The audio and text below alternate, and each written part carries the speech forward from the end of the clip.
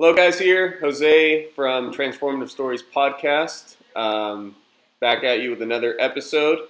If you guys are new to this channel, I want to welcome you, and if you haven't done so, please make sure to subscribe and hit that notification so you'll be notified every time we get new videos.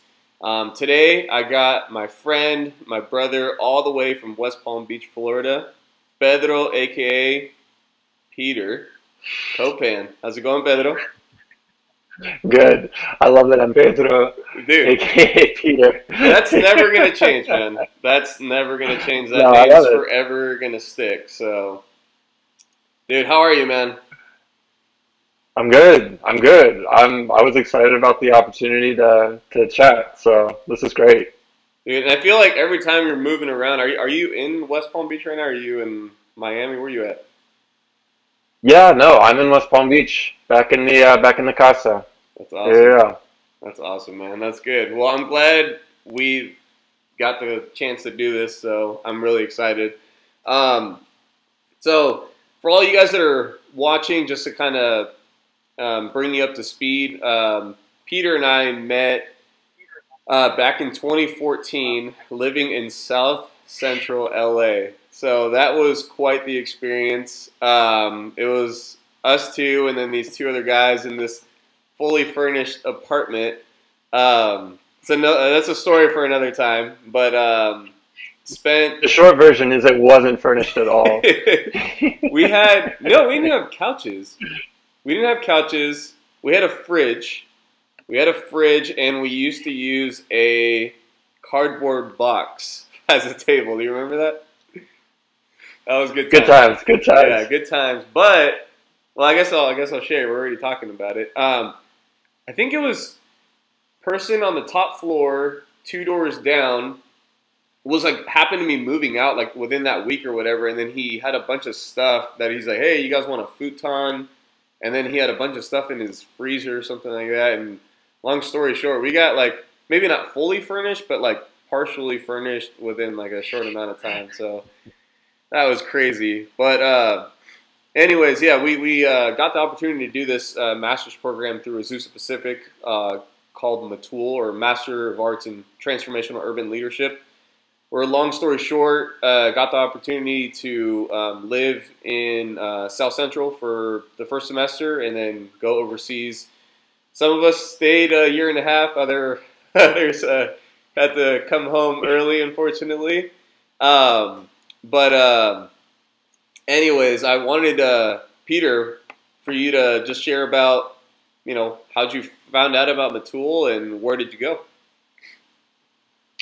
Yeah, so I found out about Matul actually while I was in India on a previous trip. So went to Palm Beach Atlantic University, just a small liberal arts college for undergrad, and the college I went to actually offered opportunities to travel to all sorts of countries and do service projects.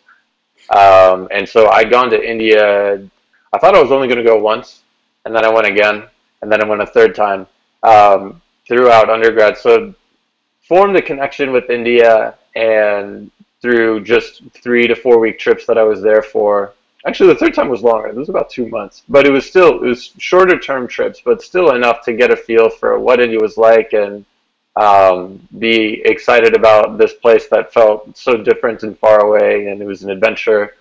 And while I was there the third time, I actually met current students who are doing the Matul program in India. Got to talk to them about it a little bit. Yeah. And felt like, oh, well, that's great. I don't know. Like, there's some aspects of the program I'm not sure about, but sort of logged it away and kept it moving. So fast forward a year, I graduated, and I felt like it would be wrong for me to stay in West Palm Beach another year. I'd lived in West Palm for about 10 or 12, maybe about 10 years at that point, and I just felt restless and like I needed to do something that was going to push me and something that was going to be outside my comfort zone, something that was going to be a little bit less safe, because there was community in West Palm. There, it's where I went to high school. It's where I went to college. I knew people. My family was there. it just felt very safe. And so I was looking for different ways to get overseas. And my first choice was actually just teaching English. So looked at a few opportunities in the Dominican, looked at an opportunity in Argentina, few other schools in different parts of the world. And on a whim, I applied to Matul as well. I had the program in mind as well. Just wow, what other program is offering an opportunity to be overseas for over a year and a half. Right. So I thought, well, I'll apply to it and see what happens. And everything else that I'd looked at fell through. The only door, but I got into Matul, and that was and so some people would say, I mean, the more cynical take on that as well, you went with your last resort. But I really think that there was some divine leading in that, that this was the door that I was supposed to walk through. So I walked through it, and that was when I met you. Yep. Out in LA, South Central, in summer 2014. Heck yeah, man. That was, man. I gotta share this funny story, man. I had the random memory. If my buddy Isaiah is listening, him and I drove down to LA in my I had like a white Camry, something like that, and rolled up, and I remember there was a fence, and then there was like a Hispanic family that lived out in the back. First thing they said to us, they were playing beer pong, and they're like, "Hey, bring out." Like 4 in the afternoon. It's like 3 in the afternoon. Yeah, nothing better to do. Just play a little beer pong. And the guys they were like, "Hey, come bring out the white boys." I'm like, "All right." And it just kind of provides some context too. Is I was living in Rockland before this, going to into a university where, I mean, the demographics were not like South Central LA, so that was like way different for me as well. Just going from Rockland to this, and then that's like our welcome. Like, hey, come bring the white boys over so we can play some beer pong. So, anyways, that was just a little sidetrack, but that was just really weird. Welcome to the neighborhood. Yeah, all right, yeah, man. But all right, so finished. Now, when you went through the first semester in LA, was there any like what were the emotions that you were experiencing like before you actually hopped on the plane and went off to India?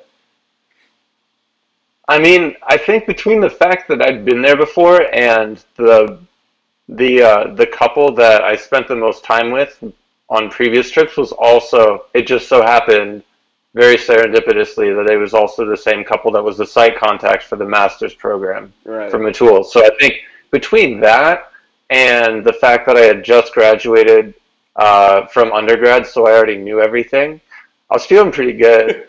I think I was actually feeling pretty confident, to the point, man, it's so funny to look back at it now, and I want to be kind to younger Peter, who he knew what he knew and he did the best he could for sure with what he knew.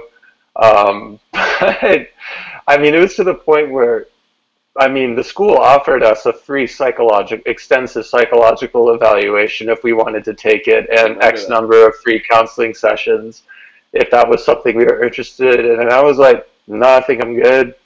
I think I'm all set. No pain here.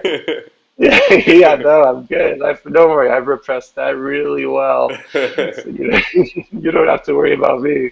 So I think that was the frame of mind I was in, that I really didn't, I think whatever problem there was nothing I couldn't analyze my way out of. And I felt very equipped to understand the world through philosophy and through what I'd learned in history and all these different fields. I took an extra year in undergrad just because that's how much I enjoyed it, and also because I didn't pick my major till junior year. But anyway, Good man. but I really felt, I think there's kind of a youthful arrogance to Peter coming out of undergrad and coming into this program, and so I felt pretty good about things. And then I was in for a treat, and I just didn't know it yet. But yeah, I'd say those were some of the things that was probably some of the headspace that I was in for a lot of the program, and Yeah. then doing my best to eliminate the ambiguity of some of there was kind of a transition as far as uh, the program was young, so I think we came in while they were ironing out kinks, and there was a transfer of key positions. So there was a sense of like, all right, what is the work? What is the work we need to do? When is it due? And then just trying to. It was a full load. So I think that there's a little bit of we just need to get this work done, and then we're going to be overseas Right. next semester. Right. And was your family pretty supportive of this decision for you to go overseas? Yeah, they were. And I think that was an interesting point of contrast with a lot of other families of the people that were in the program. I know everyone had a different story. For sure. I think my parents were pretty proud of me and pretty happy to see me get in there and try something new. And I mean, not that it didn't come without its own worries. I remember when I came back, I went to the bank and the teller said, "Are you come from a big family, right?" I said, "Yeah." I said, "And were you overseas recently? For living overseas recently?" I said, "Yeah." I said, "And you got really, really, really sick a lot, right?" And I was like, "You've been talking with my mom." Like, so I mean, I guess there was definitely worry and concern. I mean, most parents would be at least. I mean, at least there's that. They'd at least be concerned, like our kids are going to slums and favelas. Right. Yeah. This is, I mean, it's not normal. We'll be back soon. Uh, yeah, maybe part of us will be. Yeah. Um, yeah, but I think for the most part, I felt a sense of this is the right move, and they're going to be support, and then their mom and dad are supportive of it. So I Right. was thankful for that. Yeah. Yeah. No. So what was, I guess, getting off the plane? Um, do you recall some of those like initial feelings that like, all right, here I am.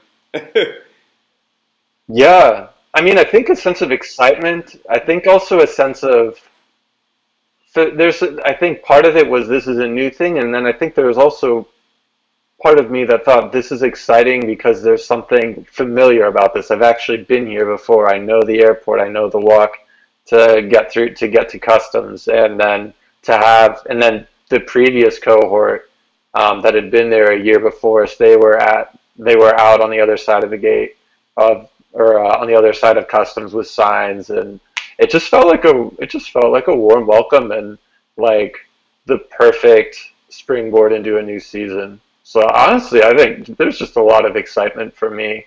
Um, it was odd. I had only gone in summer, and it was probably 45 degrees, 45, 50 degrees Okay. in Delhi, which you're normally in India. In India, you don't think of that in the same sentence. You're thinking, oh, it's going to be hot as blazes. Right. So that was a new thing. Was all right. I'm wearing a jacket in India. I've never had to do that before.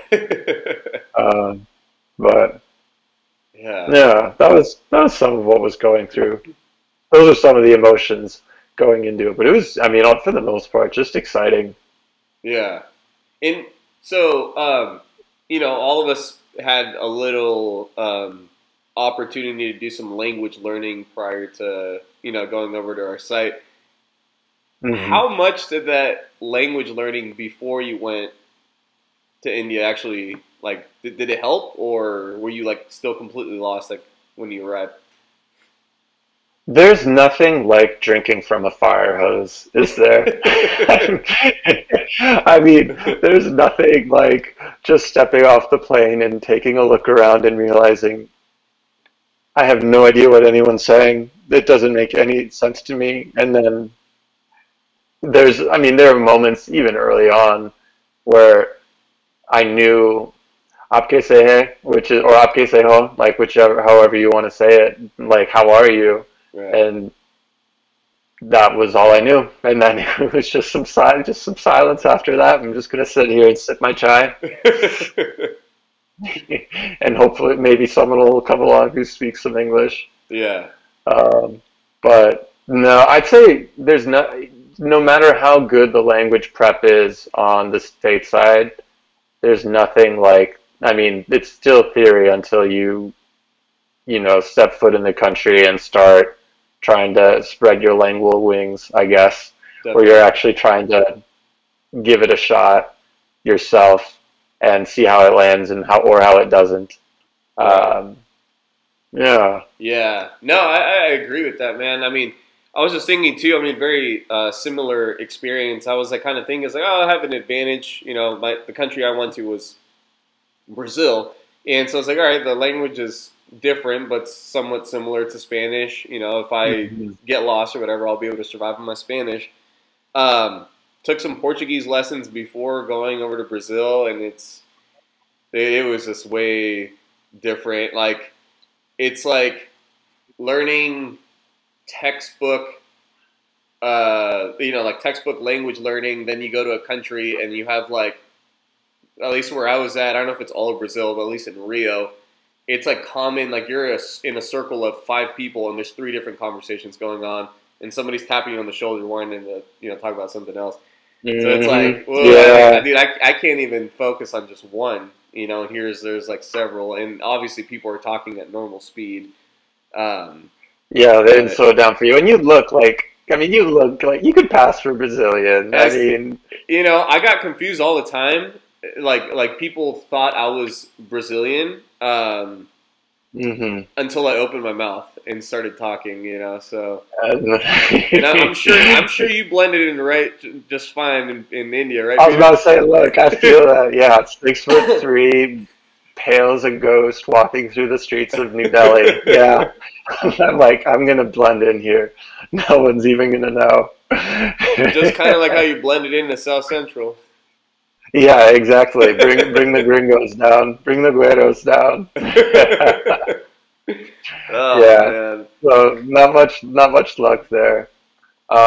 Okay, I've heard though I've heard people who speak Portuguese understand Spanish better than Spanish speakers pick up Portuguese. I don't know if you found that to be the case. Okay, so here's one thing that I noticed. So my dad, he had a lot of exposure to Brazilians at work. So my dad did construction, right? So he had some guys that spoke Portuguese that were there, and so I know that my dad, because he was exposed to Portuguese, he could kind of pick up on things here and there. Now, when my mom listened to hmm people speaking Portuguese and had like zero exposure to them, she's like, I don't know what they're saying. so, Yeah. um, Okay. so yeah, I don't know, man. I mean, I think exposure definitely does help out a lot, and I know that like hearing some people from Sao Paulo speak versus some people from Rio, like the way that they were talking, like Sao Paulo almost. I mean, this is just my opinion, but some of the ways words were pronounced was a little bit more similar to Spanish than Uh, how Rio was to like Mexican Spanish or whatever. Like for example, like the name Ricardo in Spanish would be like Ricardo, like the R in hmm Spanish R, or in in Rio is Eji.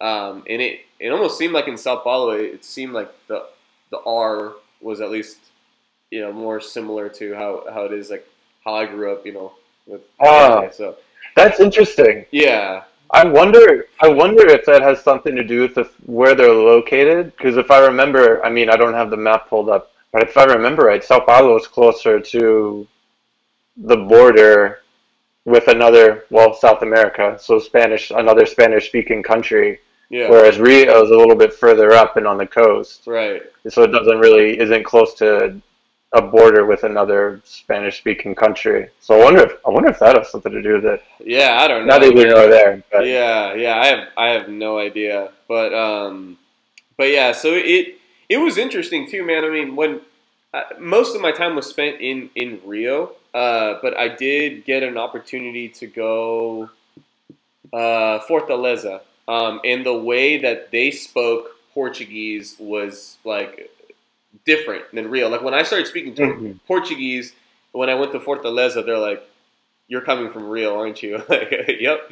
It's just the way that we talked. That's Yeah, so interesting. yeah. So it was just funny. I mean, not that there's anything wrong with it, but they could just tell the way that I was speaking. I was like, "This is the way that I learned, so this is the way that I'm going to talk." You Yeah.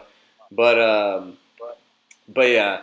So anyways, man. I mean, obviously, a lot happened in the a year and a half that you were over there. Everything from getting like really sick, like how your mom disclosed. But what are some of like your best memories from your time in India? Oh, my best memories. I Aside feel from like I like could. slipping, aside from falling down in the scooter, uh, you know.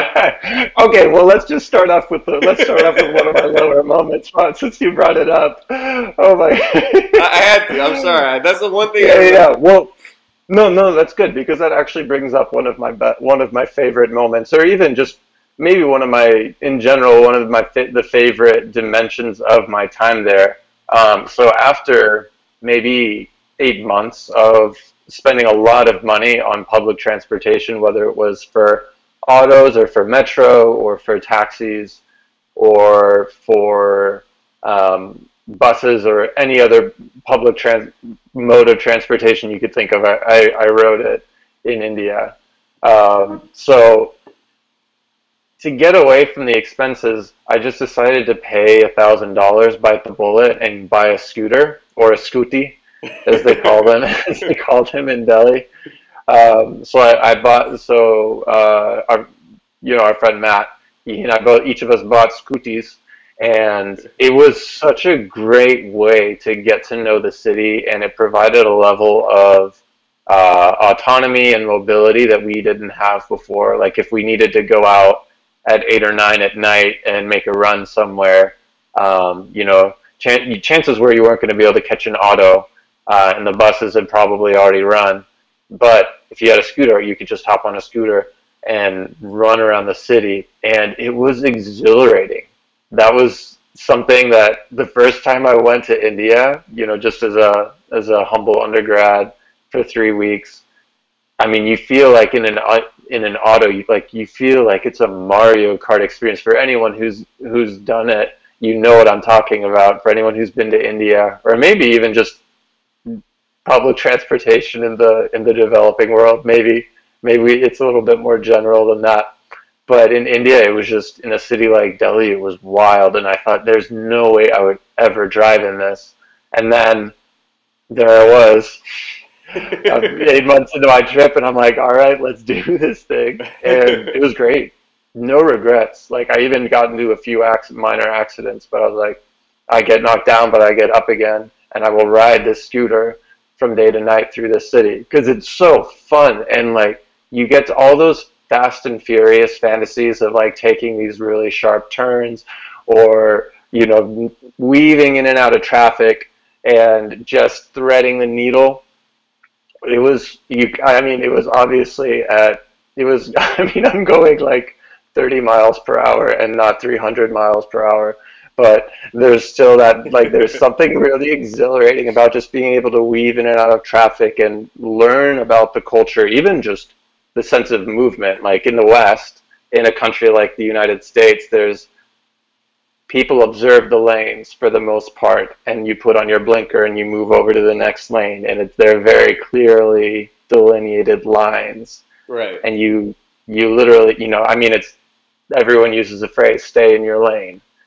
Just in life more general, people use that to talk about life more generally. But I think it also gives us a clue about what our culture is like. That we like, this is my lane, and I'm going to stay in it.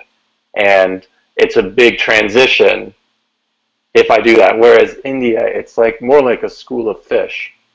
Yeah. It's more like a school of fish, how everything moves, and that one person's movement impacts everyone else's movement, and everyone else adjusts for on the other end of the road.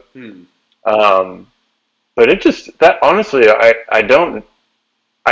can't talk about the scooter experience without grinning, and I highly recommend it. If for anyone who decides they want to go to India, if you can rent a scooter, don't be afraid. You'll just get in there. No one's moving that fast. If you fall off, it won't be serious damage. Maybe moderate, but you'll be okay. And you will be okay. It's more forgiving than you think. But the story that Jose mentioned, one of my not so terrific moments. So where I lived, there was this little very muddy alleyway. I don't know if there wasn't, I think they've added concrete since then, but this alleyway separating the homes was just very muddy, and it had been monsoon season, so it was really slick. So there's Peter trying to get on his scooter, and so I turn it on, and I like give it a little gas, and the thing spins out and rides off without the rider, and so I just fall flat on my back in this. Also there were open sewers on this alleyway, so I'm lying in mud and all of my neighbors' fecal matter and urine, and it was just like this moment of pure disgust, and I was like, I think I'm just gonna go in and take a bucket bath, clean myself up, and just call it a day. Like I don't know if I can go back out there again. And no one misses anything in a slum like where I was. Like no one there's always some neighbor that will catch it. Right. And sure enough, there was I very affectionately called her Grouchy Auntie, because she was always posted up outside her house she was just looking for gossip. She was just looking for something, just looking for a juicy story. And she got one, because she just looks over and she sees me lying on the ground, and my scooter had turned over in front of me on the ground in front of me. And I think it might be the only time I saw her smile. She even laughed. I was like, well, glad I made someone's day. I think I managed to ruin mine. But yeah, that was a time. Oh man, at that point, it happened. You just got to embrace it. You just fell on poop. There's no way you're gonna. I was like, no man, I didn't fall. And when your whole back's like covered, probably, Yeah. Oh man. Yeah. Oh no, I meant to do that. Yeah. No, I wanted that. I wanted that streak across my back, that brown streak across my back. This shirt was looking a little plain. I wanted to add some color to the back. Just a splash of color, just some earth tones. Oh man, that's disgusting, man. All right, so your scooter was fine as well? Oh yeah, no, it was fine. I just got clean clothes, brushed myself off. So yeah, then I moved on with my day. What do you do? I think that was one thing about India that I realized was life. There's a lot more things you can control in the States, and I think it can give you the illusion that you're in control of your life. And in India, life wasn't going to stop for you. That everything was just going to keep happening, and you were more aware of it, and you couldn't just lie down and give up. I mean, there was that sense of, one, we had grades, we had classes to go to and papers to write and internships to be part of, but there's just that sense of, all right, life isn't going to wait for me. I have to, I got to get out there. Got to make the connections that I need to make for this internship and round up the support for this conference and make sure that, everything's going as well as it can go, as well as it can go, or plan as best we can. Also, with holding it loosely, recognizing things just work differently in a place like India, where it's like you're not sure how everything's going to come together, but then it does. Yep. Magically in Yeah. the 11th hour. But yeah, I feel like I'm talking around it. I mean, I'll get into particulars at some point. I'll have some stories, but I didn't know if there's a certain direction you wanted to take things. No, no, man. I mean, go for it. I wanted to, obviously, being a part of this master's program, it was filled with moments of joy, moments Mhm. of sadness, of anger. There's a lot of emotions. I definitely wanted to, touch on all of those. But, I mean, I don't know if there's any particular stories that kind of like, I mean, like out of all the things that happened, again, like what were the most memorable, both good and bad? I'm curious to know. Yeah, so I think the work that I mean, it's hard to say because I mean Matt was such a part of things too. He also was in the program and he was my buddy in Delhi. Right. But so maybe just a little bit more background on where we stayed. So I got this, man, well now I feel like, all right, so Matt and I got apartments right next to each other Yeah. in Delhi, in this community, at the south end of Delhi. And it was a pretty poor community. And something I realized is there are degrees of slummage. So, I mean, a slum can be kind of nice. It can actually be a little bit more upscale. For sure. You can tell which slums have been a little bit more established and where they've been able to, you know, make enough money to make their homes look better. You know, whether it's paint or, I mean, and even the apartment where I stayed, it was very bare bones when I got there, but the whole time I was there, the landlady was constantly adding new things to it, like a cement floor as you walk in instead of just dirt, for Yeah. example. Like, all right, we're getting fancy. Yeah. All right, or I see like, you. but I mean, I say that just to give a sense of, um, yeah, that's where things were when we got there. The alleyway that you walked down to get to the apartment, it was dirt, and I think it was only when I went back a couple years later, that I saw, oh wow, concrete, huh? Concrete on this alleyway. All right, I mean, it was things like that there's a sense of the longer you stay in a place, the more established your presence is, and the more you can do. Um, and so in this community, there's probably 70,000 people living in this. It was cool. We lived in a fort, in the ruins of an ancient fort. It was probably, I don't know, maybe 5 square miles, and around the entire perimeter of this village were the ruins of this fort that was built in the 1300s. So the 700-year-old fort, Damn. and there we were in the middle of it. Yeah. And you had people from all over India. The cities, I mean, I'm sure it was the same in Brazil and in a lot of the other places where our friends went, but the cities are hubs for education, for opportunity, Oh yeah. and so you have a lot of people moving from the sticks, into the cities, and that was a lot of the people in our little squatter community, where people were. You had people from a lot of North Indian states coming, and you'd have a husband come, or a husband and his brother come, and they would just, if they could find a little plot of land that wasn't being used and wasn't accounted for, they'd build a very makeshift brick home, Sure. and then they'd find a job as a day laborer or find some other work that they could do, and they'd make a home and then send some money back home, send whatever money they could back to their families, and then eventually, when they were more settled and more stable, they'd bring their families. They'd go back and bring their families with them. So that was the situation for a lot of the families that we got to know while we were there. And yeah, just a lot of people looking for better educational and vocational opportunities in Delhi. Um, so that was the setting in which I think some of the most meaningful work and some of the best stories came from.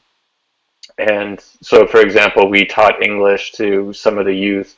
There was the family that we stayed with. It was husband and wife and their three kids, and the mom's mom and the mom's dad, and then eventually the dad's mother also came. So it was grandparents and parents and grandkids in this home, and then yeah, they lived down the hall, and Matt and I we paid them $50 a month to cook us meals, which obviously in a place like India is just going to go further. So, and it was even going to be a big boost for the family. Right. But the father was a pastor, and they were both very actively involved in the community. So through them, getting to work with them, we got to meet a lot of people in the community and got pretty involved with the church. And so we did English classes for the youth and whoever was interested. And that was a really rewarding aspect of what we were doing. I mean, frustrating at points because, in some ways we felt like this was an amazing opportunity based on everything that we'd been learning about India and the opportunities that the doors that English can open. We were like, guys, this is a good opportunity. You have professional English speakers. Right. I mean, I never thought of myself as a professional English speaker, but I realized in India, I'm pretty good at this thing. Yeah. Like, I'm pretty good. So you'd have days where it was hot in the summer, and these 14 or 15-year-old kids don't want to be there. But in the end, it was, I think they were all thankful, and they actually spoke decent English. Yeah. Fast forward on that, I got to go back 2 years later, and some of those same kids came up to me and spoke to me in amazing English. Wow. And I was like, what happened? And this was actually, I mean, I'm a little bit all over the place, but I think there were aspects of leaving India that were discouraging, where I thought, you wonder what difference did it make that I was here. And the English classes was one thing that I think really was helpful for the kids. I went back and I saw I visited the church, and I saw these kids, and some of them were speaking great English, and they told me in English, hey, one of them said, hey, you and Matthew brother being here was very important. Wow. You showed me that I could be something more than I thought I could be, and that there was more in life that was possible. And so I started taking English classes. And it was amazing. I mean, this girl who didn't know how to say pencil or book, and probably couldn't even count to 20, and she was speaking great English, and it was a very healing moment, actually, for me. It was transformative. I mean, if we're talking about transformative conversations, transformative stories, I mean, I think it was transformative for both of us, in the sense that out of our own mouth, thank you. I can't thank you enough. You showed me, just you being here and teaching us, showed us that there was some other things that were possible. And then for me to know, like, I mean, you can't expect it, and it's not why you do it. You do the good because it's the good, Right. But it was just a very nice gift to for her to say that and to feel like there was some closure and if there are questions about whether or not there was some good that came from the time and whether or not it was a helpful thing. That was a nice little, just a nice little gift Yeah. to have her volunteer that. Like, wasn't looking for that at all. I was just ready to visit and see everyone. But yeah, really, that was a special moment for both of us, I think. Yeah, it's crazy too, man, how like like you were mentioning how there were some kids that were there that were like almost giving you that sense that they don't want to be there, right? And then you kind of Hmm. got to see their moods change and after some time. But it's also possible too that like you can go, you can go through some kind of experience, right? So for in your case, you're teaching English, and then let's say it's 6 months or whatever, and after the 6 months, like, dude, I hope I made an impact, and like you kind of get like a sense of like, okay, though we had these obstacles, we saw some good that happened at the end, and then here you come a few years back, and then you almost see like the full picture of like what impact you made in such a short amount Hmm. of time, right? Like you were there to teach English, but then with English, all these other things came about too, right? Opportunity. They picked up another language. Like that's awesome. So that's just I don't know, man. That's Hmm. super cool. That's awesome. Yeah. Thanks. Yeah, and not just another language in the sense that it's not just another village language that is spoken by their caste back in, back home in the state of Uttar Pradesh. I mean, English really is a door opener for people. And I think what happened, what a few students reported was um, basically they took the opportunity for granted. And then once we left, they're like, oh, shoot, we could have learned English. Yep. Yep. We could have learned English. Right. And so, but then they decided to look for that whatever resources were available to them still, they sought them out. And it was amazing how good they got. Um, yeah. So another aspect of the time in the community, Jose, that I'm thinking about right now is we did something called cold drink parties. Just gonna ask about And that. Yeah. so in India, and I think that this is the same in England as well. There are a lot of carryovers because of the British legacy, because the British colonized in uh, India, and they were there till I think 1947. So which is why whenever people in India saw Matt and me, they'd call us Angrej, they'd call us Britishers. Oh, Like that okay. was their term for us, Yeah. was Britishers. Um, so, um, but one of the holdovers, not only tea time, but you also have cold drinks. You don't have soda, you don't have pop, whatever, wherever you are in the States, people say different things. They say cold drinks.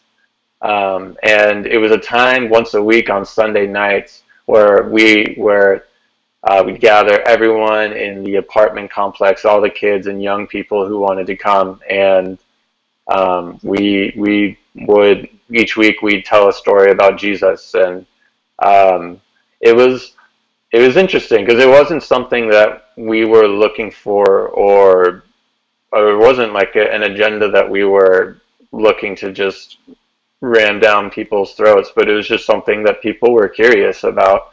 There was in fact, the neighbor across the street or across the hallway in the apartment complex where we stayed. Um, she said, you need to, like, you've been learning about our religions, you've been learning our stories. We want to, like, you need to tell us some of your stories, like. And so we just framed it as, thank you, Pretty. Pretty had this idea that maybe people would want to hear stories about Jesus. Yeah. And so for if anyone wants to come, we're going to be telling a story once a week from Jesus's life, and what he did and said. And these are a story, we've heard a lot of stories that you've grown up with about Shiva, Krishna, Vishnu, Ganesh. I could keep going, but lots of gods, lots of gods. But I just said I've been learning stories that you've grown up with, and Priti was wondering if we could share some stories that we've grown up with, and these are stories that have brought a lot of hope and a lot of peace in my life, and I hope that they bring some peace and some hope to your life as well. And so we would just be a very simple story about Jesus. I had my guitar, so I'd sing very simple songs, and they could sing along if they wanted, and then would tell the story, and then there would be times of questions afterwards, and then it would be a cold drink party. It would just be, hold on one sec. Yeah, sorry. No, you're good. It would be like we would just have a cold drink party. So we would have soda and a few snacks, and maybe there were some kids who just came for the cold drinks and snacks. I don't know, but they were up there, and we got to it was just a fun time of sharing stories that have been very important to me and have really impacted my life, and interesting to see sort of how someone from a different culture would process the stories and what they would take away. And sometimes it wasn't the things that ever stood out to me in those stories. So it was a really interesting learning experience for me. This was another really interesting one moment that I'm thinking of from these cold drink parties. Yeah. This was a really neat moment. We'd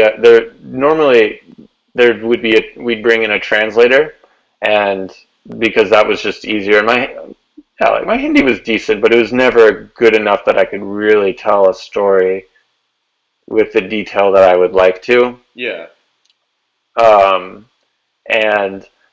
But there was one night where no one could translate. I couldn't find anyone who would that I could call in from another neighborhood, on the other side of town, who could come in and translate for us. And then as it turned out, there were only 2 kids who showed up that night. And that was another lesson of, you don't count numbers. You just, you don't say, oh, people don't like the stories anymore. Oh, people don't care about this anymore. You just, whoever's there, those are the people who are meant to be there. Those are the people that you have an opportunity to connect with, and if they're interested, then yeah, share it, tell a story. So I told the story of though it was a parable that Jesus told about the tax collector and the Pharisee praying in the temple, and the Pharisee's very high on his horse, and he's like, God, I thank you, I'm not like these horrible sinners and these horrible people like that tax collector over there. Yeah, like, these are all the amazing religious things I do, and that's why you love me, and I'm the best. And then the tax collector couldn't even lift his eyes up to heaven. He just looked at the ground, and he just said, have pity on me, have mercy on me, God. And then Jesus says that the tax collector went home justified in the eyes of God. And so I told that story, and I had to do it in Hindi because we didn't have a translator to these 2 kids. And I was like, oh shoot. So I did my best with my Hindi to tell this story to these 2 kids, and I walked away feeling like, well, that week was a wash. Like that. Well, I guess we'll pick up. Kind of like after I fell off the scooter, I'm just gonna pick myself up and go home and clean up, and we'll try again next time. But there was at the end we had like right before heading home. This was after a year of stories.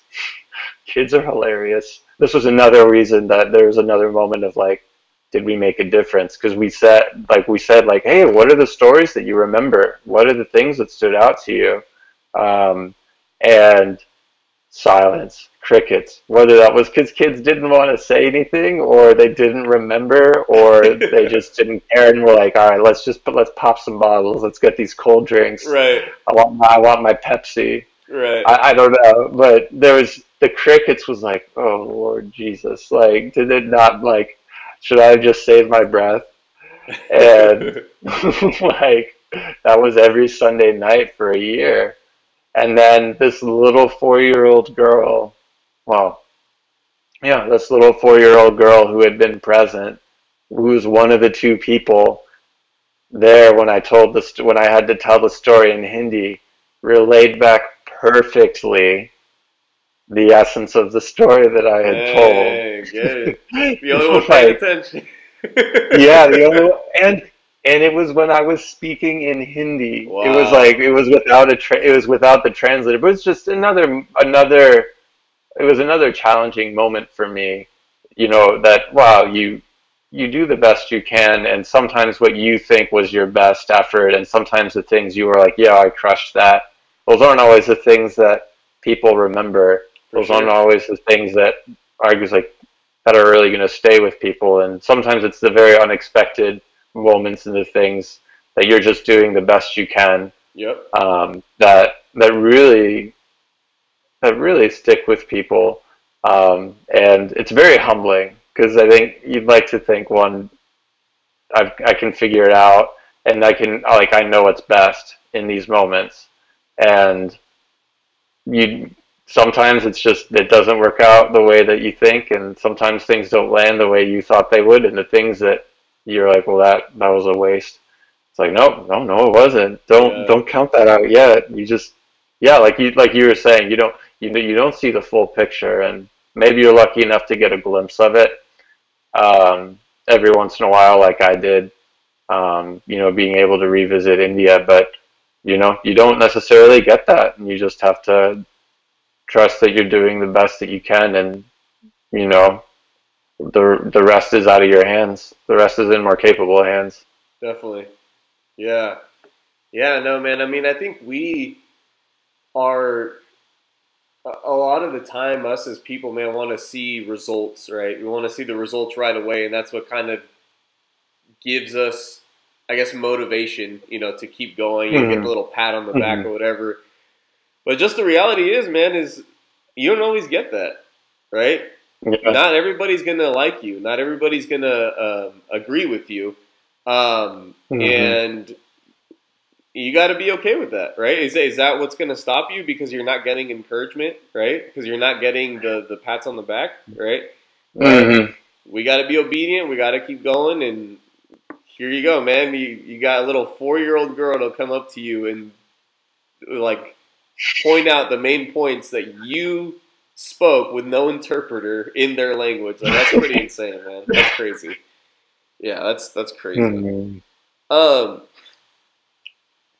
obviously, man, a lot of great things, a lot of fun, I guess embarrassing moments.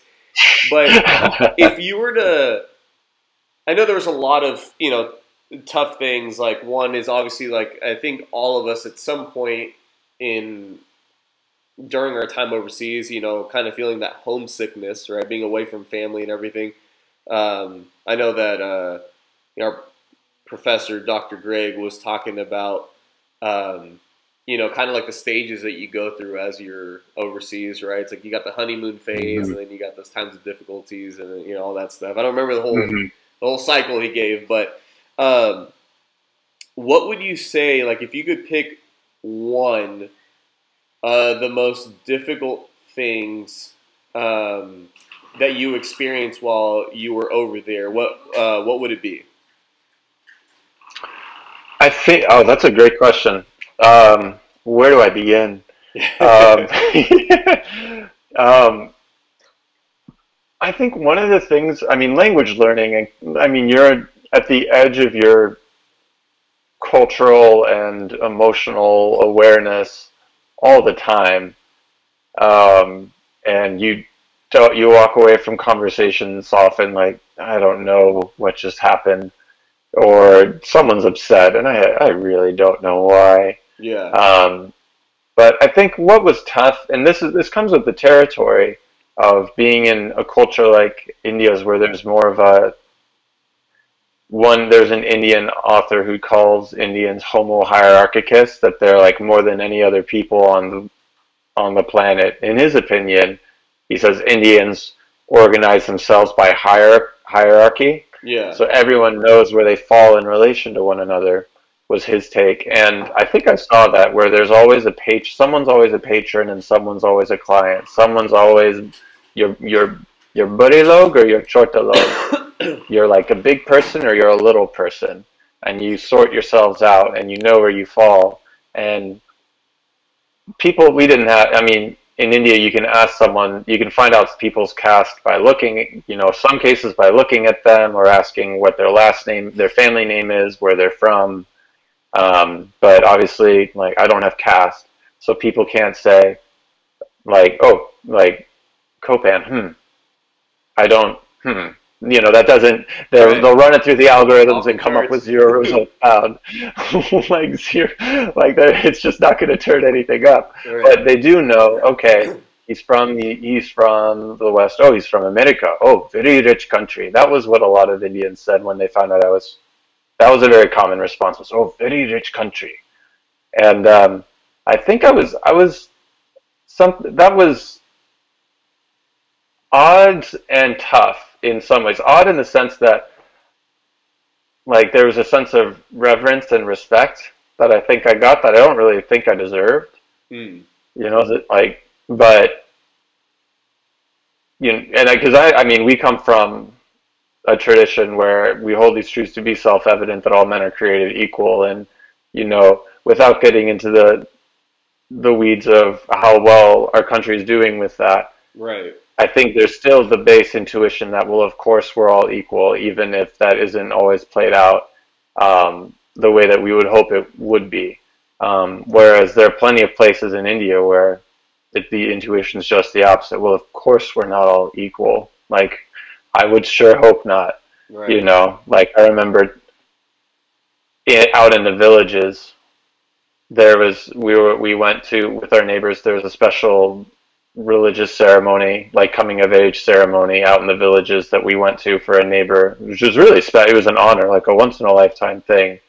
Like, our neighbor, their son was 2 years old, and he was going to get he had never gotten a haircut, but at 2 years old, he's going to get all his locks chopped off in a special Hindu ceremony. And it was an honor to be there for it and see what happened. But on the train ride back, there was a beggar who came onto the train, and Matt asked him, "Aapka naam kya hai?" Like, what's your name? And there was a wealthier he looked like he was educated, middle class, national, sitting in the same compartment as us, and he burst out laughing at Matt's question, like, what's your name? He's like, what? Like, why did you ask him that? He's only a beggar. Wow. And I said, and he looks sort of with this sense of expectation of, almost like as if he was waiting for us to realize our mistake. And be like, oh, you're so right. He's just a beggar. And I just said, in Hindi, like, he still has a name. He still has a name. And so I think that there's that sense, but this is all of this is to drive home the point that because there was that more hierarchical understanding of human relations and the social order in India, I think the way that played out was people gave me a sense of respect, almost worship. Sometimes it felt like that I didn't think I was entitled to. And then on the other hand, there was also a sense of, it left me sometimes wondering, are you my friend, or is there something that you're trying to get? Like, we had so many people there were so many people who wanted to use my bank account or Matt's to start a business. Or, hey, we need an American account to get this business off the ground, but we will give you a big cut of it, and I promise you, this is going to do really well. Jeez, man. And there was that sense that, or, oh, this family that we haven't really talked to, they're having us over for chai or for a meal. I'd really love to just think this is nice of them, and that's kind. But sometimes feeling like, all right, is there going to be a question, like a request for money, or and I understand. I think I understand that that comes with the territory if you're living in a poor area, and even if I'm a student and technically they're making more money than I am, there's it's only a technicality, and they know. I mean, we're so like if you live in the States, you are in the 90th percentile, 90th plus percentile, unless like with some very strange, weird exceptions that in Appalachia or a few other spots in the United States, maybe a few Indian reservations. But for the most part, you're just if you live in the States, you're just wealthier than most places in the developing world. Yeah. And so here come these two Americans into your community in South Delhi, in a South Delhi squatters community, and yeah, you may see two walking rupee signs, and I think that I can rationalize that. Sorry, I'm out of frame. Yeah, they're good. I can rationalize that to a certain extent.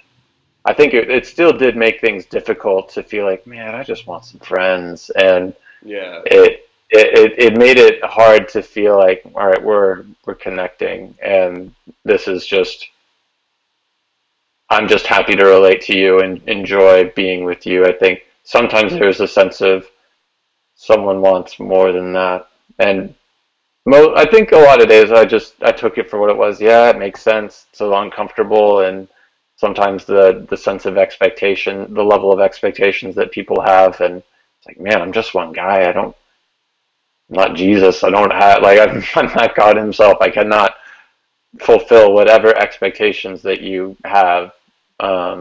But and so I think that yeah, even as I think about it now, there's still a sense of oof, that was tough. Yeah. That was tough, and I don't always know if I don't know if I always handled it well, but it was, yeah, it was just going to be part of the experience when you live in a squatter community. It's going Right. to cost you a lot of things, and one of those things is comfort and certainty. Like there's just in a lot of ways there's just ambiguity. Um, but yeah, I'm still super thankful. Like oh wow, I wanted to like end on a positive note and like not let that sit too heavy, but No, I no, mean but it hey, was it's it was yeah. tough. I Yep. just yeah maybe that's just the best place to leave it is that's it was just that was a tough aspect of it for sure. Yeah. Yeah. No, no, for sure. I mean, we gotta be honest, man. About the stuff that actually happened. I mean, that was certain questions that I would ask myself too, like all the time. Like, are you wanting me to speak at your church because I'm American, or do you like just have you heard from other people that I was like speaking and stuff, or is it like is it like I don't know. I was kind of always thinking about motive, like what's the motive behind a friendship with somebody, like a getting the opportunity to preach or whatever. That was always going through my mind, and I was seeing, oh, you're from America, so you must be rich. I'm like, no, I'm actually not. And then I would go into the find opportunities to be able to talk about my upbringing, my family went through, immigrating here to the States and everything, and just talk about um, some of the stuff that exists, in the States is like, I mean, there's a lot of opportunities, a lot of great things here, that we can compare ourselves all we want to other countries and everything, but we're not perfect, right? We have our flaws. We have a lot of areas where we could, get better. Um, and yeah, man. So it was at first I thought it was kind of funny, but there was definitely some moments where I got like really like irritated by all the questions or people like constantly calling me, oh, you're rich, even though they may or may not have been like messing around, but I hated Hmm. that. And then especially too, like doing it out in public, where I'm like, dude, like you guys are like, I don't know who the heck ever, and like all these people are. Boys about to get I mugged. know. I was like, I am not riding the public transportation, but yeah, man. So it was just, yeah, it was those moments of frustration. But Um, but man, yeah, just to kind of to conclude, like for anybody that's watching this, that's thinking of going overseas, whether it be for a mission trip or even just feeling like they want to go overseas for an extended period of time. What kind of what kind of message can you leave for those people that are thinking of that, making a decision like that? Something that a mentor of mine and someone who's a really important person to me while I was in India, something that he would always say is that if you're not living life at the edge, you're taking up too much space. Wow. And it's been challenging for me. He says, it's gonna to be at the edge. It's gonna cost you something. It's going to cost you something. I mean, for me, in hospital bills alone. I mean, and to the person who's thinking about going overseas, you'll make smarter decisions for your health than I did. I thought I was going to be okay no matter what, and I was invincible. And turns out I wasn't. But you'll make smarter decisions for your health. And if you're curious about what some of those are, you can ask Jose, or you can ask me, and we have plenty of advice for how to do it right. But for sure. but in not just physical, but I mean emotionally, spiritually, it's going to cost you something. I mean, I think of the story of Jacob wrestling with God, and he walked away with a limp. I mean, if depending on how long you go, like one trip, I mean, a couple weeks, it's better than nothing. If you have the chance, go. It's amazing, and the longer you go, I think the more it'll cost you, but it's also beautiful, and you won't regret it. I really don't think you'll regret it. If you have the chance to go and see another part of the world, to see what life is like outside your home country, and have your basic assumptions about life really challenged, and it forces you to look at your life and your presuppositions in a different way, and you'll come out a fuller, more alive person if you allow that experience to have its effect on you. And so travel, experience the world, get out there, see how big God's earth is. There's really nothing like it. So I guess that would be what I'd want to leave people with, is go do it. Don't tell me twice, man. I don't even want to fly or get a plane ticket somewhere, man. I've definitely been thinking about traveling again once all these restrictions and everything get lifted and everything. But man, it's so many memories. As you were talking, man, I was just recalling a lot of the experiences that I had, and then also just recalling a lot of the experiences that we heard from like the cohort. It's just a lot of the things that are so easy to forget. Especially as we go back to the normal, even though we all experienced that reverse culture shock. Coming back from the States and everything yeah, man. That's a whole another conversation, but. But yeah, man. But Pedro, I want to thank you so much, man, for taking the time to to share and everything. And I hope that for everybody who listened, that you guys can take something away from this. If you guys at any point heard me sniffling or coughing, just a little side note, I have been recovering a little bit from being sick. Got tested for COVID. Thank God it wasn't COVID. And if you heard any animal noises in the back, we have a little clock in my son's room that on the hour, it'll make different animal sounds. So if you heard any animal sounds during this whole conversation, that's what it was. So, you're wondering about the elephant in the room. Yeah, exactly. I don't know what the last animal was, but anyways. But yeah, man, thank you so much, dude. Thank you so much for taking the time to to talk, and I hope also for you it was great to kind of revisit some of those memories. Oh my goodness, this was great. Yeah, I really appreciate the invite. I'm glad we were able to walk down memory lane a little bit, and I think it helps just to keep the memories alive and to remember. I mean, this was such an impactful season, and I think it's easy to forget that. Even with each year that passes, it still mattered and it touches some very deep places, and I think I can forget that. So I'm really glad we got to do this, Jose. Yeah, no, likewise, man, definitely. Again, guys, thank you guys so much for watching. As I mentioned at the beginning of the video, please make sure to subscribe, share, and hit that notification button so you guys will be notified whenever post new content. Hope you guys have a great day, and thank you guys for listening. Have a good one.